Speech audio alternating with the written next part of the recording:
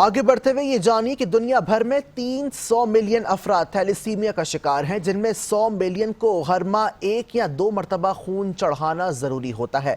2022 में होने वाली तहकीक के मुताबिक पाकिस्तान में तकरीबन 9.8 मिलियन अफराद थैलेसीमिया का शिकार हैं, जो कुल आबादी का 11% बनते हैं, जबकि हर बरस 9,000 बच्चे इस बीमारी के साथ पैदा हो रहे हैं। रिपोर्ट कर रहे हैं शायान अली। पाकिस्तान में थैलीसीमिया बीमारी के वार आज भी तेज़ी से जारी हैं। इस बीमारी का किस उम्र में पता चलता है और पेशेंट का किस तरह ख्याल रखा जाता है, आइए जानते हैं।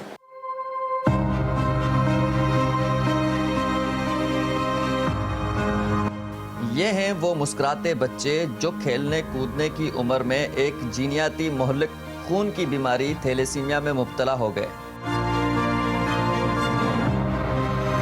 थैलेसीमिया किसी नाकिस या तब्दील शुदा जीन की विरासत की वजह से होती है, जिसकी वजह से मरीज में शदीद खून की कमी हो जाती है। मरीज का हेमोग्लोबिन बढ़ाने के लिए जिंदगी भर खून की तब्दीली की ज़रूरत पड़ती है और इजाफी और जहरीले आयरन के जिस्म से इखराज के लिए आयरन चेलिशन थेरापी भी ज़रूरी होती है।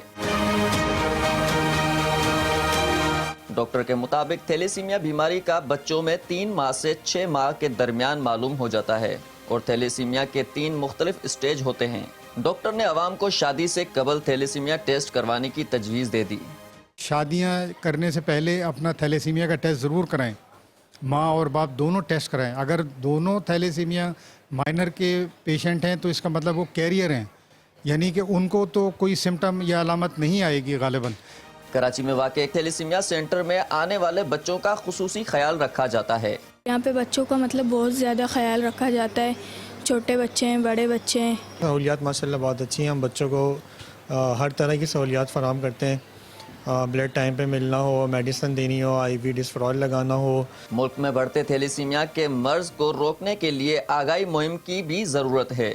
2022 की एक तहकीक के मुताबिक आज भी पाकिस्तान में 9.8 मिलियन अफराद जो है वो थैलेसीमिया का शिकार हैं। इसका मतलब अगर हम पाकिस्तानी बर वक्त खून का अतिया करें तो इनकी जान को बचाया जा सकता है।